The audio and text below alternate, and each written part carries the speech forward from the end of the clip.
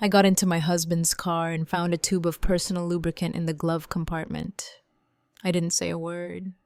I just secretly replaced it with industrial superglue. And what happened next forced our neighbors to make an emergency call to the fire department. I'm so glad you're here.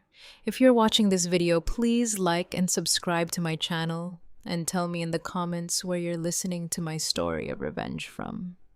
I want to know how far it's traveled. I sat at the kitchen table, the silence in the house as thick as morning fog, a silence that had become a constant unwelcome guest. The old clock on the wall, a wedding gift from my late mother, ticked with a relentless, accusatory rhythm. Each beat a painful reminder of a life I was beginning to suspect was a beautiful, meticulously crafted lie.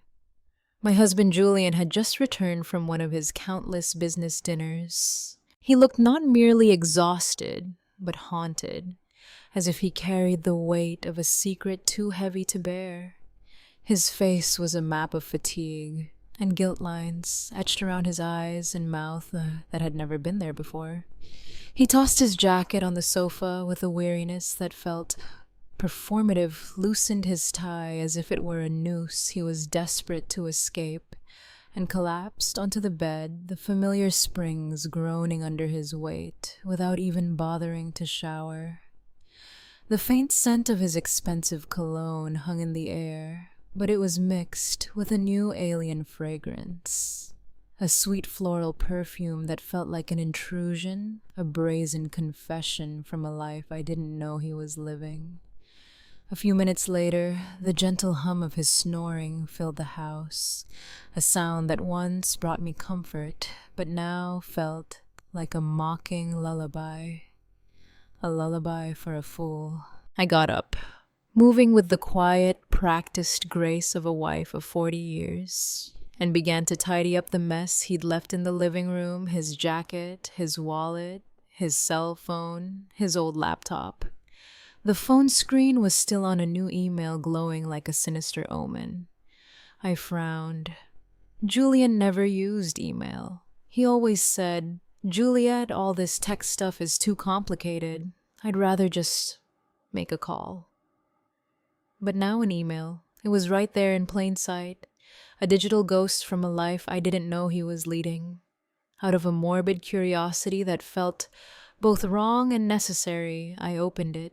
The message was short, a mere handful of words that would shatter my world. "You were incredible tonight, Dad." It was followed by a red heart, a symbol of affection that pierced my own heart with a cold, sharp ache. I froze as if someone had slapped me. The digital world, a cruel mirror reflecting a truth I was too terrified to see. Dad. The word echoed in my mind. Who was calling him that? And in such an intimate, affectionate tone, I swiped down my thumb, trembling, looking for more clues. But there was nothing. Just a strange email address, a jumble of meaningless characters that offered no answers, only more questions. A shiver ran through me, not from cold, but from a profound, bone-deep fear. It felt like a cold wind coming in through a crack in the door of my life, revealing a secret chamber I never knew existed. I glanced at the bedroom and saw Julian turn over with a sputtering snore, his face still and peaceful, a stark and infuriating contrast to the storm raging inside me. My heart pounded like a thief's, a frantic, guilty beat. I quickly put the phone back, my hands shaking so much I almost dropped it. I continued cleaning up my movements now, mechanical, robotic. I gathered his dirty clothes to take to the laundry.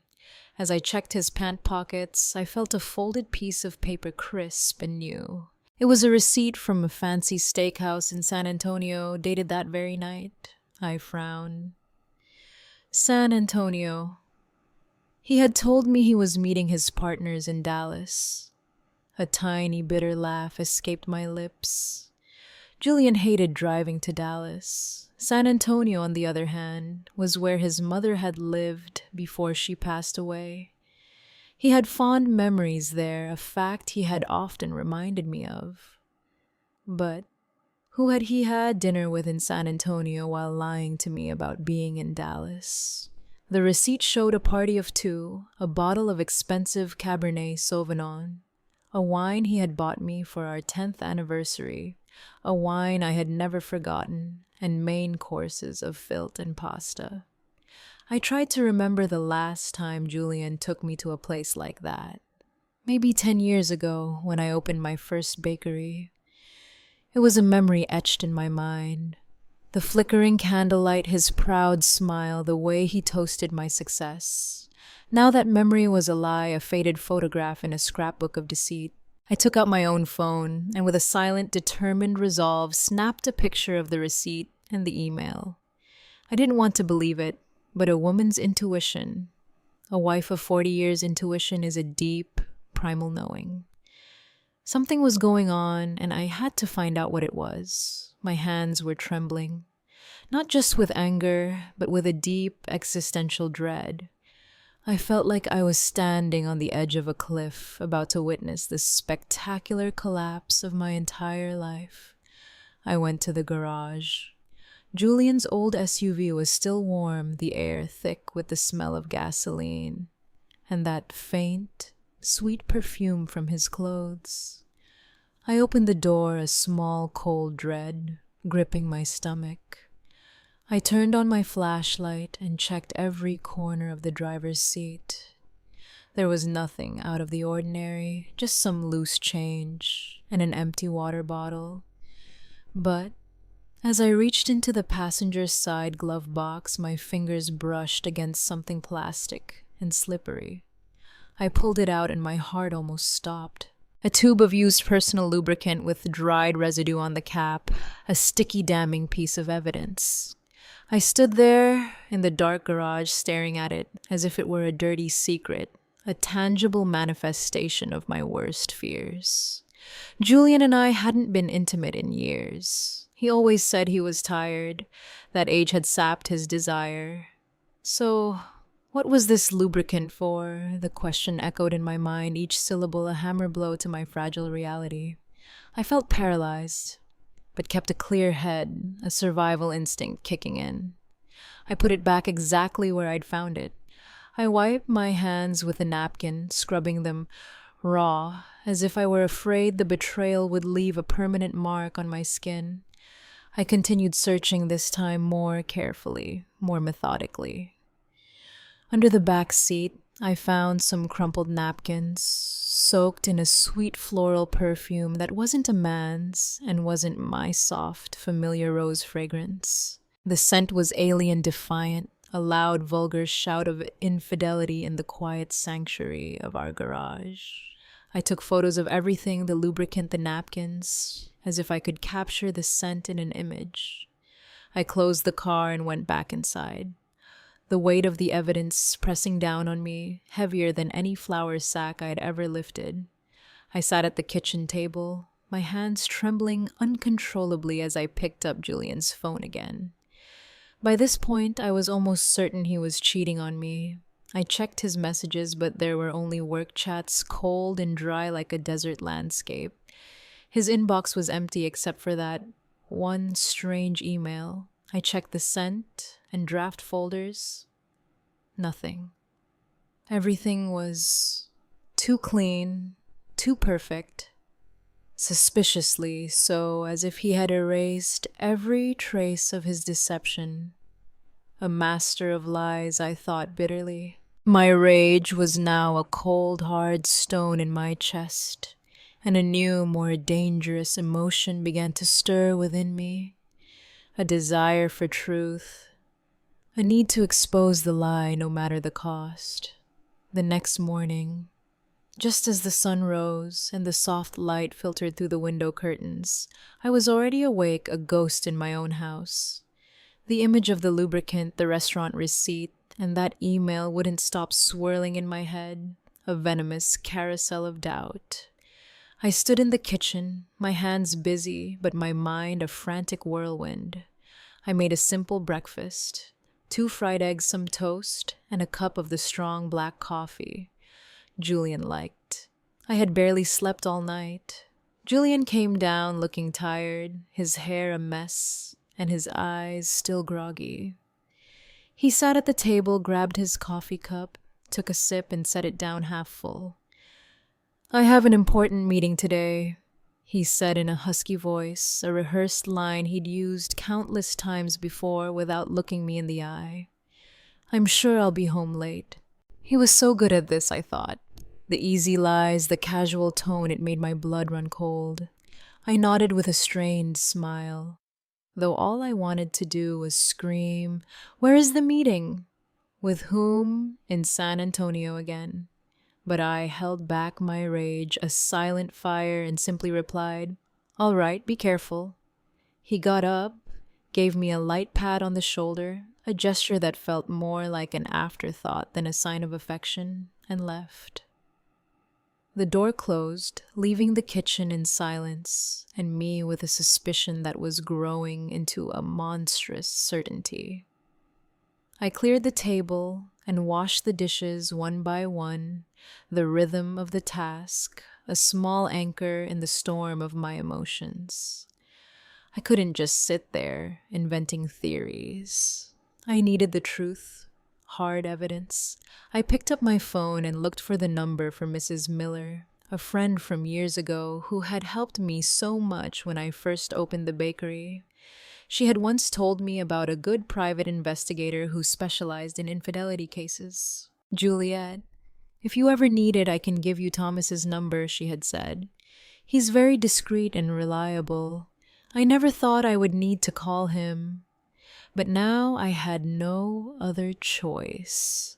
I dialed her number, my voice trembling, each ring a drumbeat of my mounting anxiety. "Hello, Mrs. Miller, can you help me get in touch with Thomas? I need him." She was silent for a few seconds, a pause that spoke volumes before answering. "Juliet, what's going on? Did Julian do something?" I sighed, not wanting to get into the details over the phone, my pride bruised and raw. "I just need to know the truth. Can you help me?" Mrs. Miller, a woman of few words but profound intuition, agreed immediately, and just an hour later I received a message from Thomas, asking me to meet him at noon at a small cafe downtown. "Mrs. Roberts, please don't worry. I will help you," he wrote. The message was short, but it was enough to give me a little relief. A lifeline in a sea of deceit. At noon, I went to the cafe, a tiny place with worn wooden tables, and the aroma of roasted coffee filling the air, a scent that usually comforted me, but now felt strangely foreign. I chose a secluded corner where no one would notice me, a shadow in a room full of light. Thomas walked in, a middle-aged man, short and stocky, with a simple light blue shirt and philosophical eyes that seemed to read everything, to see through the surface of things. I handed him a flash drive with the photos I had taken the night before. The strange email, the restaurant receipt, the lubricant tube, and some napkins. "This is all I have," I said, my voice shaky. "I'm not sure, but I think my husband is cheating on me." The words tasted like ash. Thomas nodded, reviewing each image on his phone, his face impassive, a professional facade hiding whatever thoughts he had. He carefully made notes in a small notebook. "Mrs. Roberts, I understand. I'll start following Mr. Roberts this afternoon. Don't worry, I'll let you know as soon as possible." I looked at him, trying to hold back the tears that were burning my eyes. "Thank you," I said softly. "I just want to know the truth, whatever it may be." Thomas nodded with a compassionate look, a flicker of understanding in his eyes. "I'll do my best. Go home and don't do anything to arouse suspicion." I left the cafe and walked through the crowd, but I felt a loneliness I had never experienced before. 40 years of marriage, a lifetime built on a foundation of trust that was now crumbling beneath my feet. I had put all my trust in Julian. I always believed he was a family man, someone who would be with me through any difficulty. He was my rock, my anchor. And now here I was, hiring a stranger to follow my own husband. The irony was a bitter pill to swallow. I felt like I was in a bad movie, a character in a drama I never auditioned for. That night, as I sat in the bakery, the familiar scent of yeast and flour, a constant soothing presence, going over delivery invoices. My phone vibrated. A message from Mr. Thomas. I opened it, my heart pounding. A mile a minute, the blood roaring in my ears. It was a photo of Julian in the light blue shirt he often wore entering a fancy restaurant, holding hands with a woman. I zoomed in on the image and my heart stopped. It was Allison, my daughter-in-law. She was wearing a tight black dress with heavy makeup, intense red lipstick, and her hair down. They didn't look like father-in-law and daughter-in-law, but like a couple on a date. Their bodies turned toward each other, a shared secret between them. I sank into my chair, my hand trembling as I held the phone. Allison, how was this possible?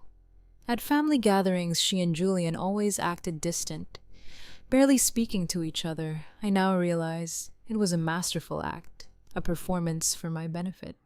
Mr. Thomas sent more photos. In one, they were sitting in a secluded corner, the table decorated with candles and flowers. Allison was leaning toward him, smiling, and Julian was toasting her glass with an oddly tender gaze. I saw the photo and felt a crushing pain in my chest. In 40 years, I had never seen him look at me like that, not even when we were young. When I was that girl from San Diego, with long hair and a radiant smile, he looked at me that way, a look of genuine adoration of a love I thought was mine. Now it was hers. In the middle of the night, a video arrived from Mr. Thomas. The clock on the wall read 2:00 a.m. I put on my headphones, a desperate attempt to keep the secret contained, and pressed play. My hands so shaky I almost dropped the phone. In the video, Allison leaned close to Julian's ear, whispering something that made him laugh loudly, a sound that was a stranger to me. Her voice sounded sweet, her eyes sparkling under the restaurant lights. Then they got up and left, and Julian, ever the gentleman, opened the car door for her, as if she were a lady and he were her lover. I replayed the video again and again as self-inflicted torture. Each time felt like another stab to the heart. Allison, my daughter-in-law, whom I had treated like my own daughter, whom I had taught how to make our family's traditional flan, and Julian, the man I had given my whole life to, with whom I had built a family. What were they doing behind my back, behind Daniel's back? The questions were a tidal wave threatening to drown me. I saved all the photos in the video to a flash drive, making a note of every detail, date, time, place, even the name of the restaurant. My hands worked on autopilot, but my mind was in chaos. I didn't want to believe it.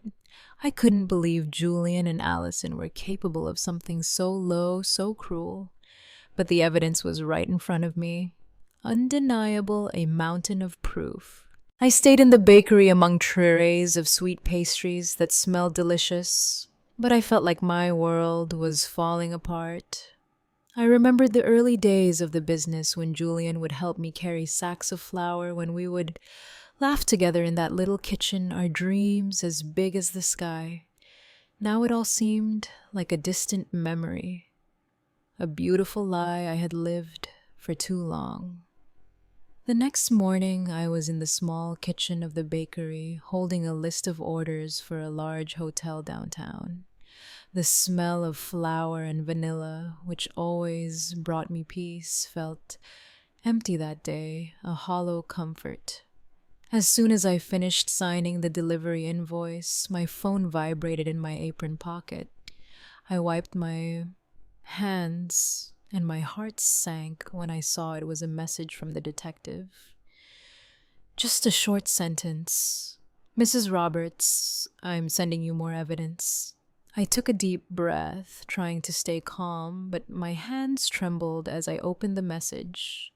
A series of photos appeared on the screen. The first showed Julian in his usual gray shirt, leaving a law office near the main plaza.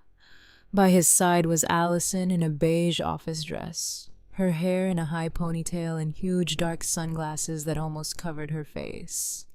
A pathetic attempt at anonymity. They were walking very close together, not like in-laws, but like a couple. Their bodies a testament to their forbidden bond. In the next photo, they were standing in front of a 4-star hotel with gleaming glass doors and a gold sign. I zoomed in desperately, looking for some sign to deny what I was seeing, but there was nothing.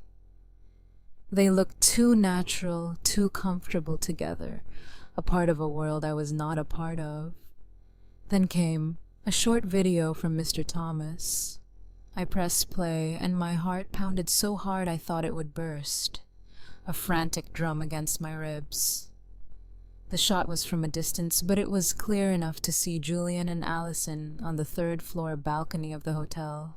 His arm was around her waist, and she was resting her head on his shoulder, her long hair moving softly in the wind. And then, like a stab, I saw them share a quick kiss without trying to hide. It was a brief kiss, but it was enough to burn away the last spark of hope I had left. I replayed the video frame by frame, each image digging deeper into my soul, a slow, agonizing descent into hell. The room curtain opened slightly, and Allison came out running to hug Julian. Her face lit up with happiness, as if she were a young girl in love. I slumped into the chair, clutching the edge of the table to keep from falling apart. Mr. Thomas wrote, "They also rented the room for the afternoon. It looks like they're staying the night. I'll keep an eye on them."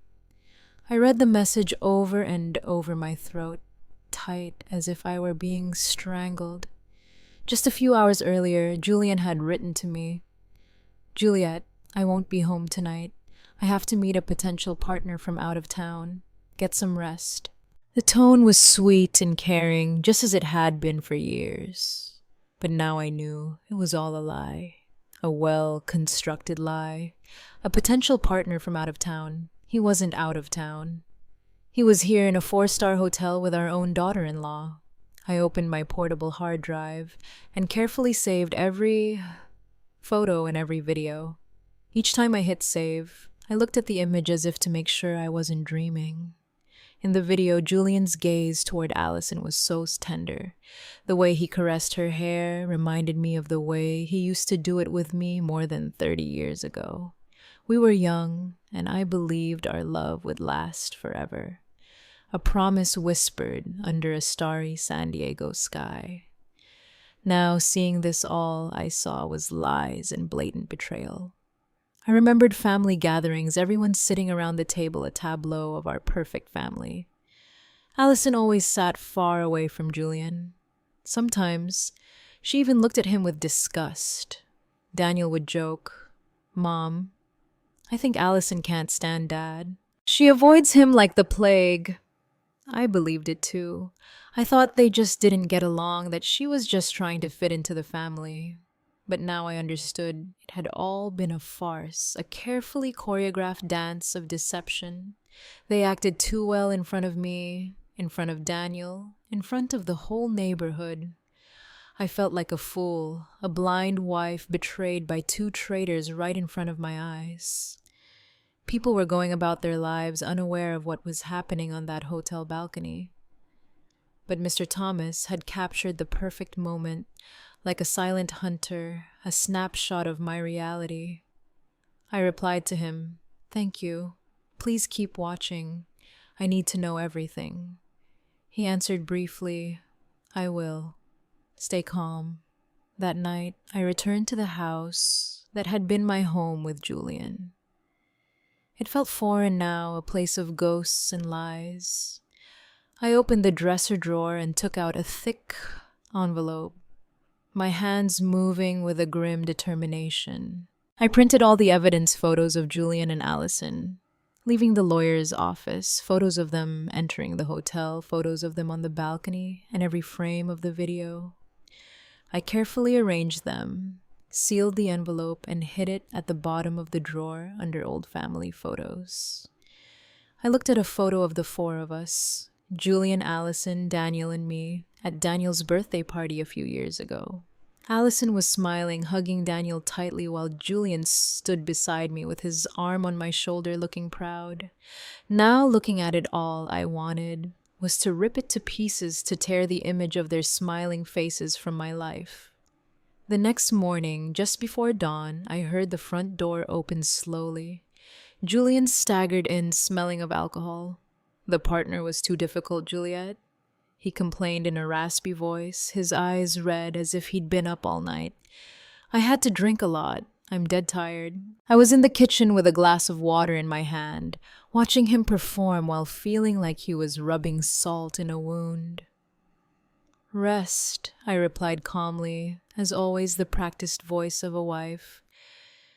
You have to go to work tomorrow. He nodded, gave me a pat on the shoulder as if nothing had happened, and dragged himself to the bedroom. Minutes later, he was snoring peacefully, as if he'd never cheated on me, as if he'd never gone to a hotel with our own daughter-in-law. When I was sure Julian was asleep, my phone vibrated. It was a call from the detective, Mr. Thomas. His voice was low, almost a whisper, as if he feared someone would overhear him. Mrs. Roberts. I recorded their conversation in the hotel parking lot. I used special equipment. They didn't even notice. I'm sending it to you now. My heart pounded hard, but I simply replied, Thank you, Thomas. Send me the file. Minutes later, an audio file appeared in my messages. I put on my headphones, sat at the table, and pressed play. The first thing I heard was Allison's voice, cold and ambitious, a stranger's voice. Dad, hurry up with that fake contract. I want to have that whole chain of stores already. I want that old hag out of the house. I felt a blow to my chest and gripped the phone tightly. Then came Julian's voice, deep and confident. Don't worry about those papers. Juliet doesn't know anything. Leave it in my hands. She trusts me too much. It felt like a knife twisting in my heart. They weren't just cheating on me. They were planning to take everything I had built. The bakery chain, all the sweat tears and sleepless nights, baking every batch, running all over town to make deliveries to keep my reputation. It was all mine. Julian never once got his hands dirty in the kitchen. He never worked the counter or signed contracts with hotels, and now he and Allison wanted to take it all away. To kick me out of the house I had made a home. I almost broke down, but I still had the composure to copy the audio to the flash drive, where I kept the other evidence. I carefully wrote down the time and place as if trying to keep myself steady in the middle of the storm. The next morning, as I made coffee in the bakery, my phone vibrated again. Thomas sent another batch of new photos taken with a telephoto lens. In them, Julian and Allison were inside his car with a thick pile of papers in front of them. Allison had a red pen and was marking the document intently. Julian next to her nodded and smiled as if he were in full agreement. Thomas wrote, I overheard something. It seems they want to use a contact at the notary's office to make the transfer. I'll investigate further. I zoomed in on the photo. I could see the letters on the paper, though I couldn't read them. But I knew these weren't normal work P papers. They were planning to steal everything I had worked for, step by step. I sat there among the trays of sweet pastries that smelled so delicious, but I felt as if my whole world was collapsing. I reopened the audio file, put on my headphones, and listened to every phrase, every word they said. That wretched old woman. That's what Allison called me. I remembered the days when she had just joined the family, when I taught her how to make rice, when I hugged her like a daughter. I thought she was part of the family, that she would be the woman who, along with Daniel, would build a future. And Julian, the man I had loved since I was a girl in San Diego, who swore he would be with me until the end.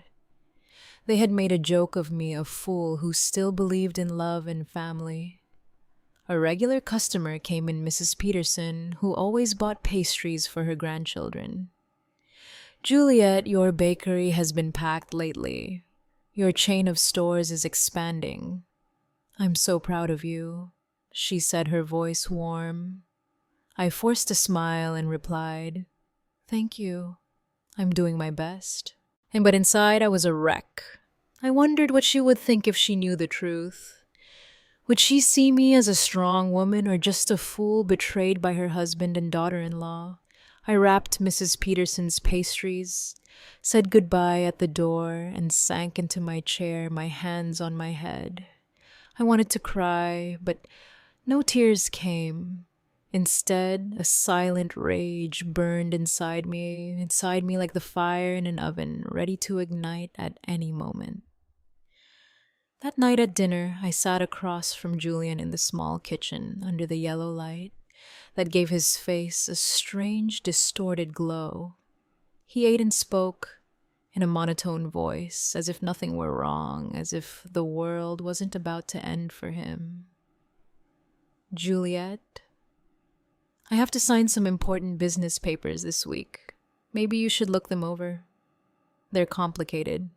I picked up a piece of bread and pretended to take a bite, but in my head, I could only hear Allison's voice from the recording. "Dad, hurry up and sign the fake contracts." I knew he was testing the waters. He wanted to drag me into his dirty plan. I gave him a dry smile, a facade of a wife who was too tired to argue, and replied, "Yes, I'll look at them later. I'm tired now." He nodded, took a sip of wine, looking at me as if nothing were wrong. But I knew that behind that smile was a man ready to take everything I had built, a predator waiting for the right moment to strike. Julian had a few more glasses of wine. His face turned red and he started slurring his words about a difficult client he'd seen that day. I nodded as if I were listening, but inside I wanted to scream. "Do you think I'm that stupid?" When he got up, staggering, and went to the bedroom, I cleared the table, my every move slow, containing the anger that was boiling inside me. He threw himself on the bed, snoring loudly, and left his car keys on the nightstand, gleaming under the dim light, a siren's call to my revenge. I stared at them, my heart pounding in my chest. This was my chance, my moment. I entered the bedroom slowly, careful not to make a sound. Every step felt like walking between pain and resolve, between the past and a new unknown future. I grabbed the keys, squeezed them tight, and went straight to the garage. The night was quiet, hushed, as if the world was holding its breath. All I could hear were crickets outside their chirping, a soundtrack to my silent fury. I turned on my phone's flashlight. The weak light illuminated Julian's old SUV, a silent accomplice in his betrayal. I opened the door. The smell of gasoline was still there, mixed with a strange, sweet perfume. I opened the glove compartment between the seats, and there it was, the tube of lubricant with a loose cap and dried residue on the edge, a monument to their infidelity. I held it in my hand, feeling like I was holding a dirty secret. It was clear they had used it again, as if it were confirmation that Julian and Allison were still playing their secret game, their twisted little dance. I took the tube of lubricant to the kitchen, placed it on the counter, and washed my hands with lemon soap. I scrubbed them thoroughly as if to erase every trace of the betrayal I had just touched. The fresh scent didn't calm my anger, but it helped me stay focused. I opened the tool drawer and took out a tube of clear industrial superglue, the same kind I once used to fix a chair at the bakery. It was a tool of my trade now, a weapon of my revenge. I carefully unscrewed the cap of the lubricant and filled the tube with the glue, drop by drop, until it was completely full. I wiped the nozzle, shook it gently to mix it, and tested a little. It came out smoothly, just like the original lubricant. At a glance, no one would notice the difference. I smiled faintly, though a hurricane was raging inside me. This wasn't a game. It was the first step to getting justice. I put the tube back in the glove compartment, adjusted the floor mat and the seat, just as they were, as if no one had touched anything before closing the car. I opened the trunk to check. There were only crumpled bags, an empty water bottle, and an unused condom lying in a corner. My heart skipped a beat, but I wasn't surprised anymore. I took pictures with my phone, adding them to the growing collection of evidence. Each image was another piece, a reminder that I couldn't let Julian and Allison get away with their lies. Back in the house, I put the keys back in their place next to Julian's alarm clock. I grabbed an old book and sat on the living room sofa pretending to read. The dim light fell on the pages, but I couldn't read a word. My head was spinning. I thought of Daniel, my son, who believed he was living happily with Allison without knowing the truth. How could I tell him that his wife and his own father were betraying us? I thought of the bakery chain, of the 40 years of work and sleepless nights, of all the fights with Julian to defend my dream. He never really understood it, but I trusted that he supported me. Now I knew he was just waiting for the right moment to take everything. An hour later, Julian woke up and stumbled into the kitchen for water. He saw the keys on the counter and didn't suspect a thing. "Still not sleeping, Juliet?" he asked groggily. I smiled and replied, "No, I'm just reading a bit. Finish your water and go back to bed." He nodded, drank, and returned to the bedroom, snoring immediately. I looked at him as if he were a stranger. This man who once promised to be with me until the end was now planning to destroy what I loved most.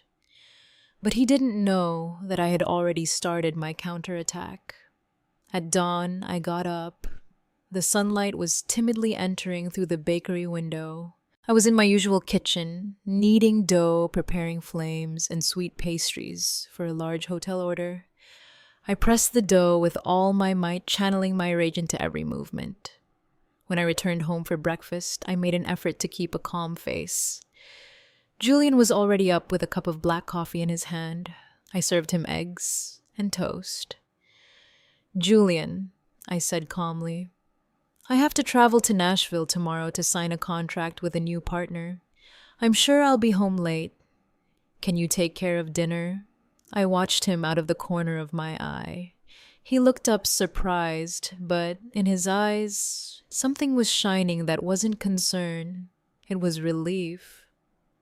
"A big contract?" he asked, taking my hand with a feigned tenderness. "Don't worry. Go ahead. I'll handle it." But that spark in his eyes, that slight curve of his lips, as if a weight had been lifted, pierced my chest. He wanted me to leave, and I knew exactly why. I smiled and nodded. "Thanks. I'll call you if I get back late." He took another sip of coffee. Then he got up, saying he had to get to the office early. As he left, I saw he had left his phone on the table and the screen lit up with a missed call. The name that appeared was At. I frowned. My heart pounded. Allison Thomas. I was sure it was her. Before I could touch the phone, Julian came back, grabbed it in a hurry, and turned off the screen in front of me.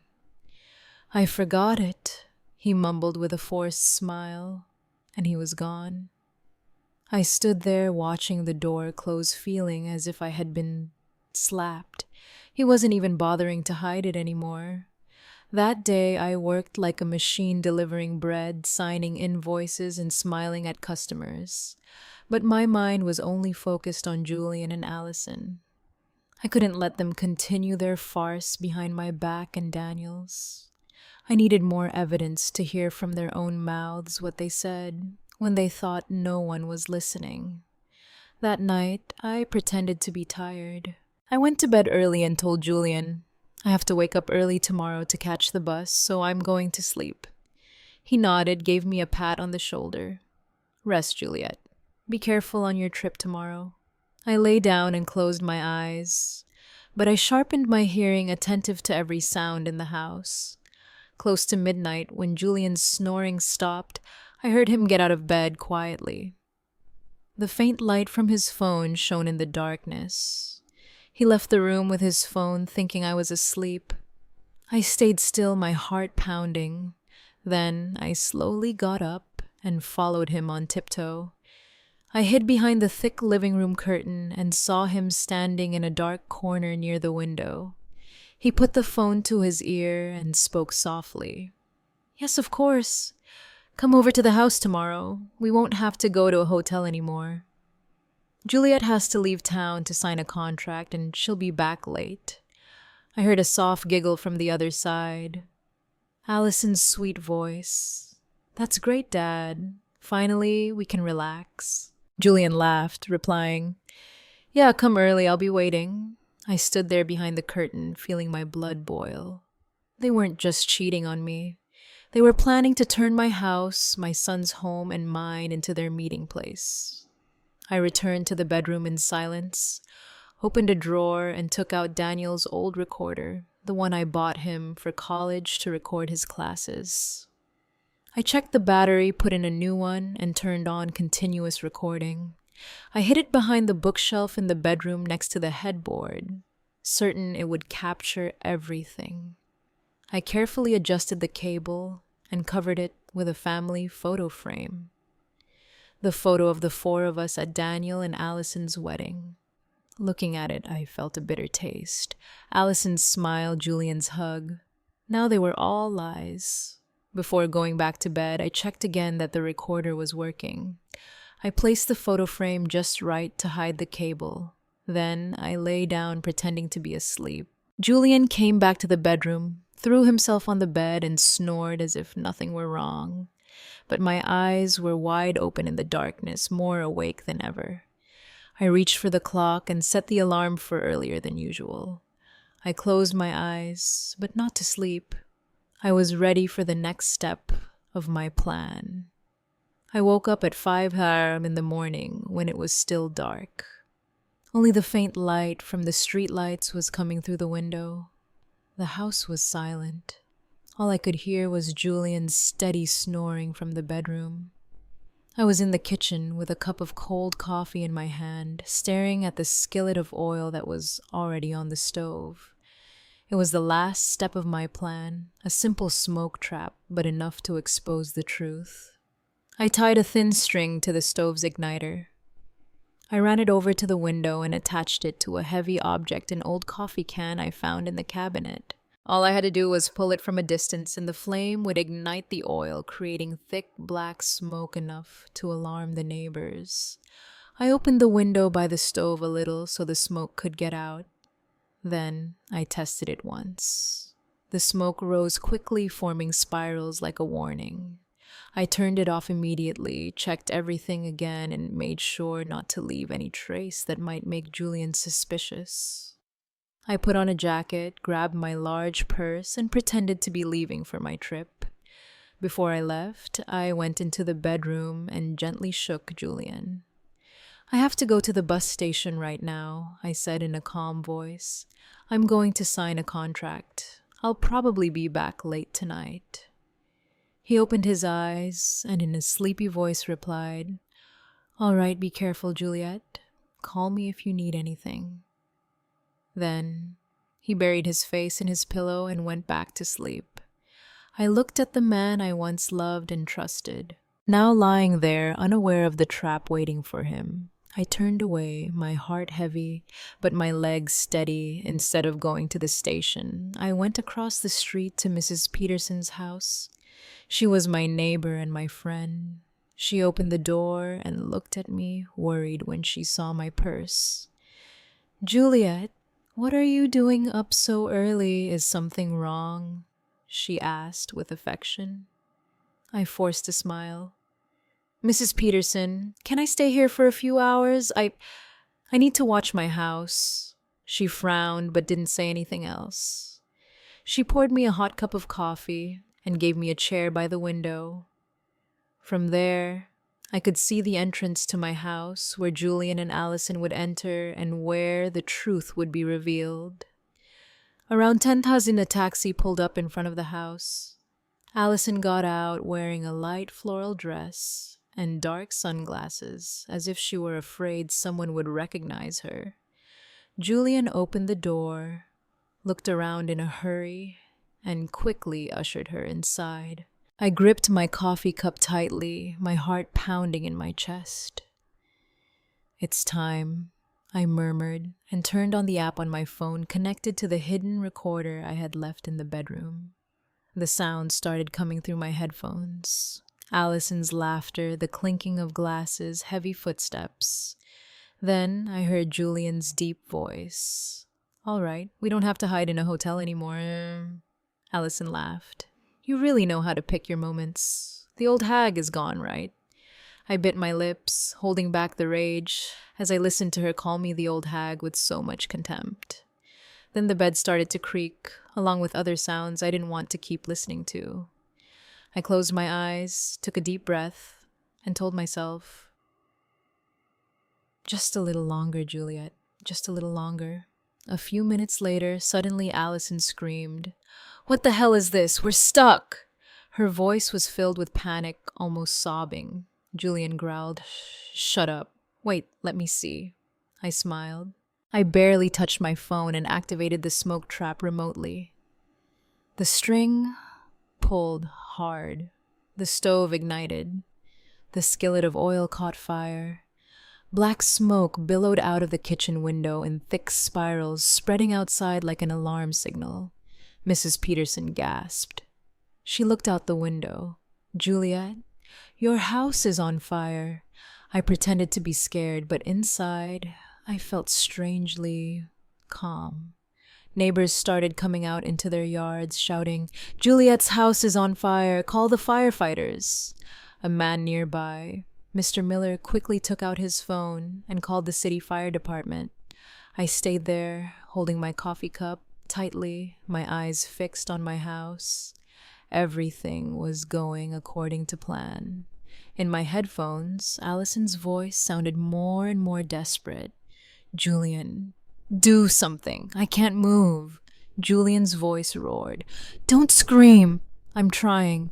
But I knew they couldn't do anything. The industrial superglue I had swapped was already at work, leaving them trapped at their most humiliating moment. I imagined them struggling, scared, and a part of me felt satisfied. Not because I was cruel, but because they had pushed me to this. They wanted to take my bakery, my family, even my honor. Now I would make them pay. I looked out the window. The smoke continued to rise, getting thicker. The neighbors were crowding together, yelling in a panic. "What's going on?" someone asked. "Where's Juliet?" "She went out of town for work." "That's what I heard," another replied. Mrs. Peterson, standing next to me, looked at me with suspicious eyes but didn't say anything. She just squeezed my hand gently. I knew she had a hunch, but I didn't need to give her an explanation. The truth was about to explode, and I was ready. Just 10 minutes later, the siren of a fire truck sounded at the end of the street like a death knell. The red vehicle sped up and skidded to a stop in front of my house. I saw Daniel jump out of the driver's seat in his fire chief uniform, his face tense. My son shouted in a firm voice, "Get the equipment ready, quick! There might be people inside." I looked at him and felt a sharp pain.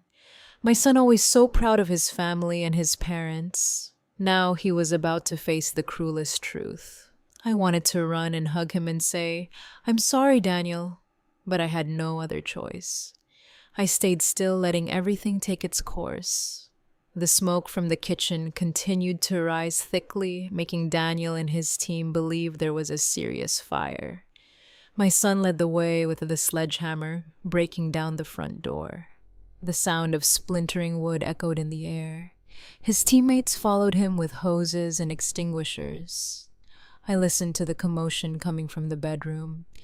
Julian's desperate shouts mixed with Allison's sobs. "Do something." "Julian." "I can't move." Julian growled. "Shut up. Don't scream." "Don't!" I bit my lips, squeezing the phone where the app was still transmitting the audio from the hidden microphone. They were trapped, helpless just as I had calculated. Daniel entered the bedroom, and I could imagine what he found. His own father and his wife, naked, stuck to each other on the bed, their faces pale with pain and panic. I wasn't there, but through my headphones, I heard Daniel's voice falter. What is this?" A firefighter behind him murmured in surprise. "Oh my God."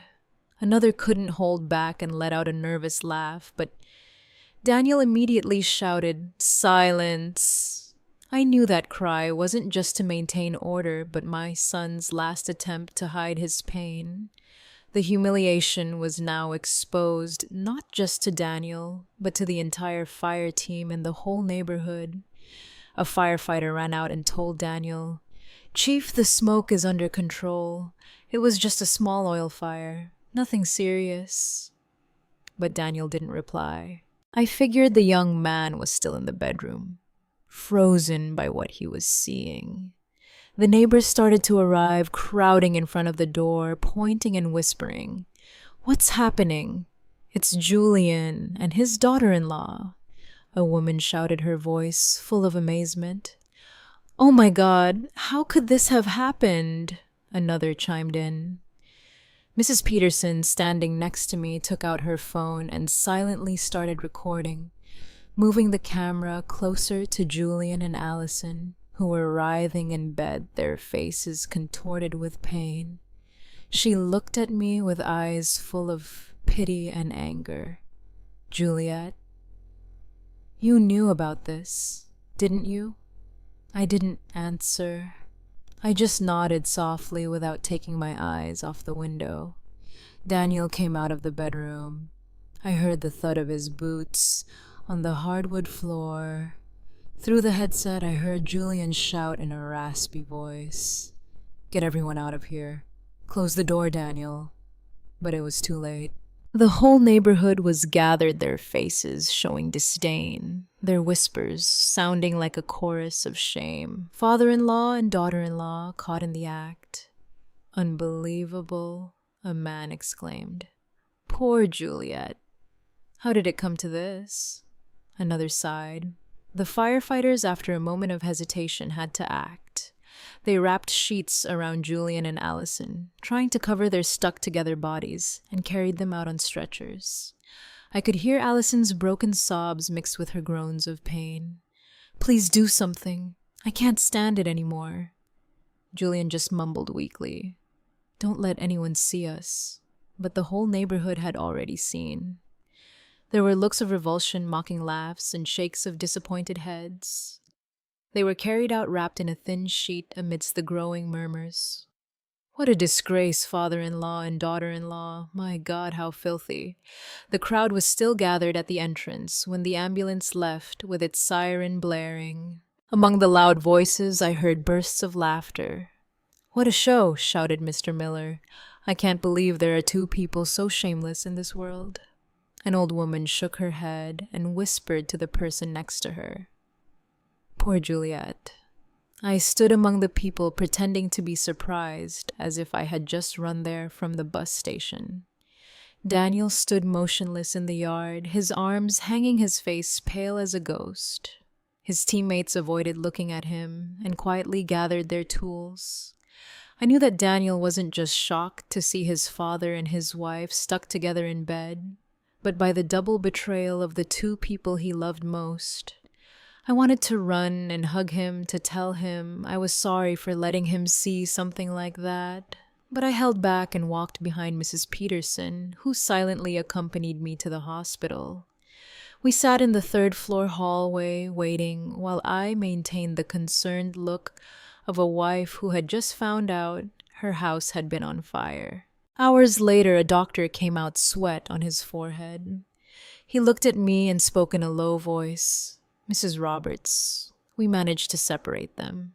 Fortunately, there was no serious damage. They just need some skin ointment." I nodded, pretending to be relieved, while my fingers discreetly brushed against my purse, where I had hidden 2 tubes of thick mustard I had prepared. "Thank you, doctor," I said, my voice trembling to hide my plans. "Can I see them?" He nodded and led me to the nurse's station, where they gave me 2 tubes of ointment. The nurse, a young woman, looked at me with compassion. "Ma'am, this is a very difficult situation. I'm so sorry." I gave a weak smile, and the moment she turned around, I swapped the tubes for the mustard I had in my purse. My hands moved quickly and confidently, as if I had rehearsed it hundreds of times in my head. I entered the hospital room, with a tube of mustard in my hand, feigning concern. "Julian Allison, are you okay?" Allison was in bed, her hair a mess, her eyes red, unable to look at me.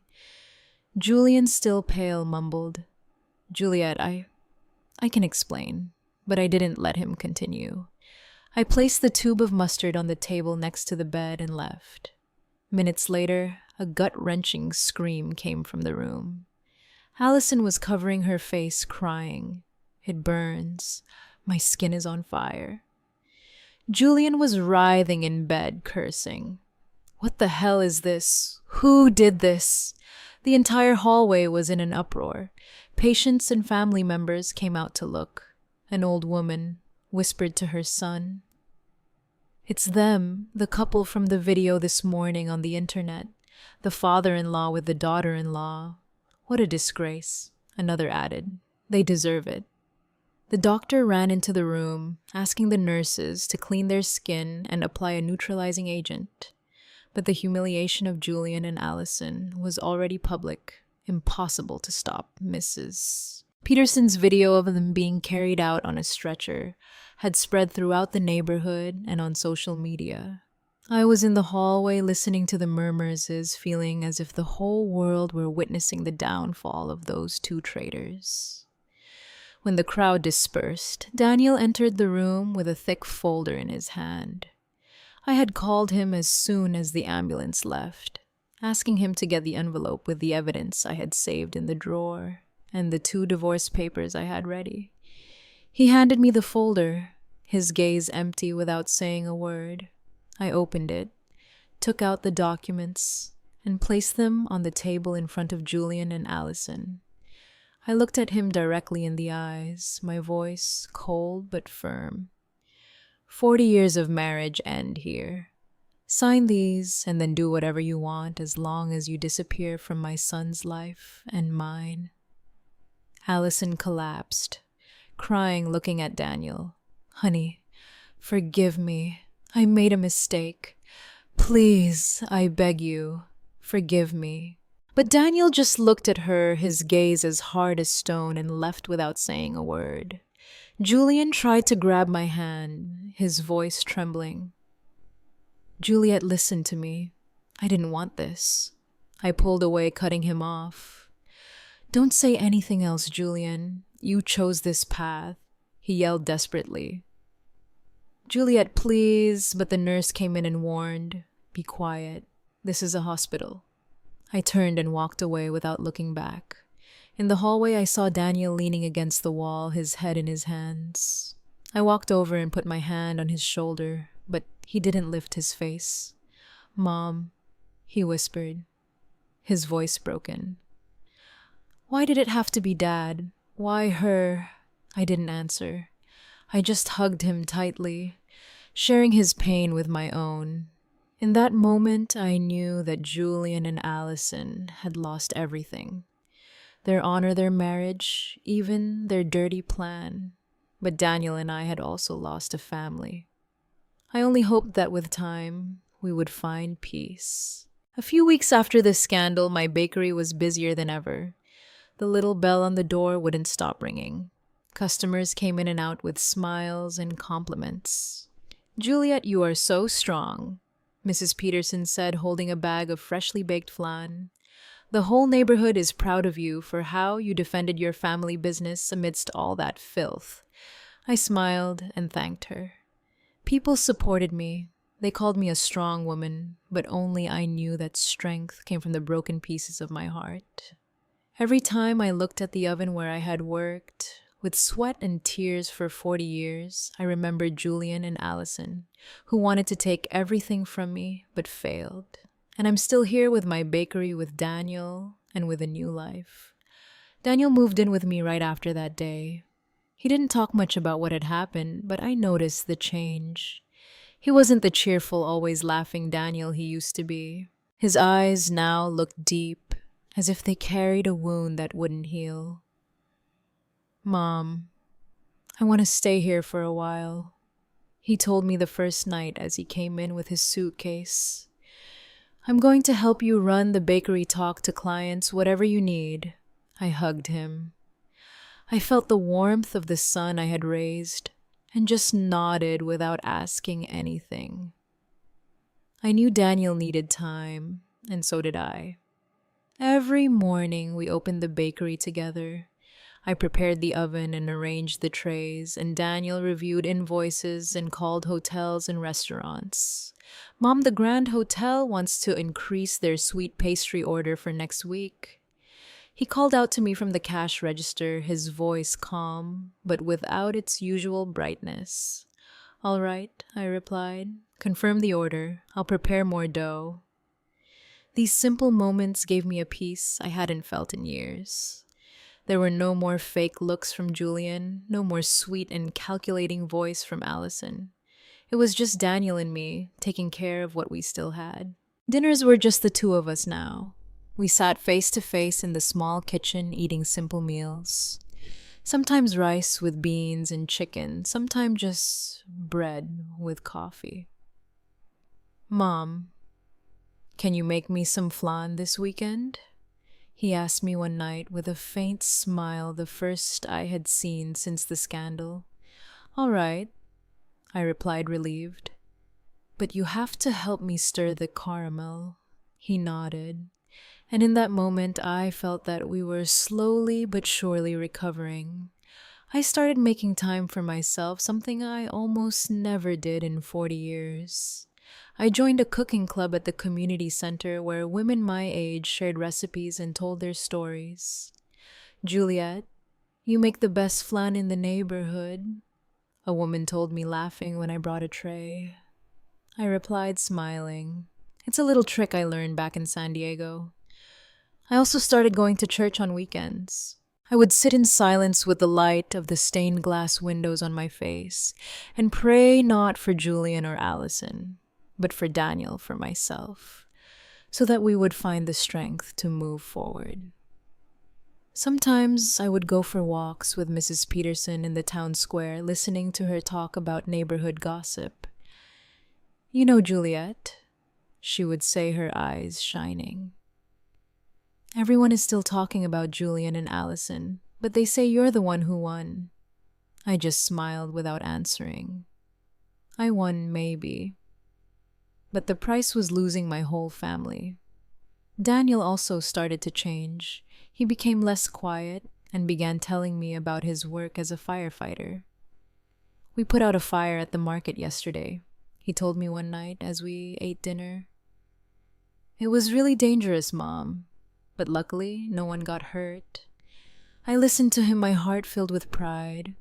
"Please be careful," I said, my voice trembling. "You're all I have left." Daniel looked at me with tenderness. "Don't worry, Mom.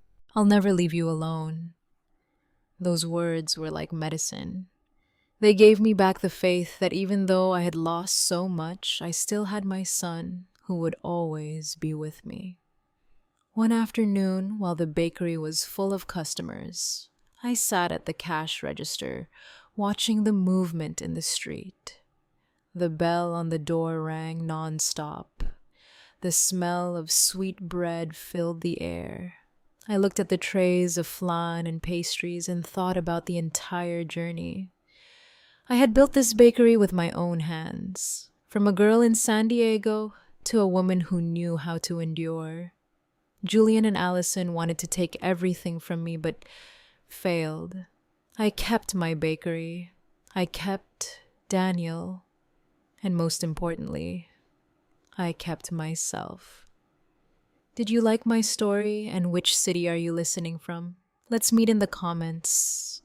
If you like the story, you can support me by sending us super thanks so I can keep bringing more stories like this. Thank you so much for your sweet support.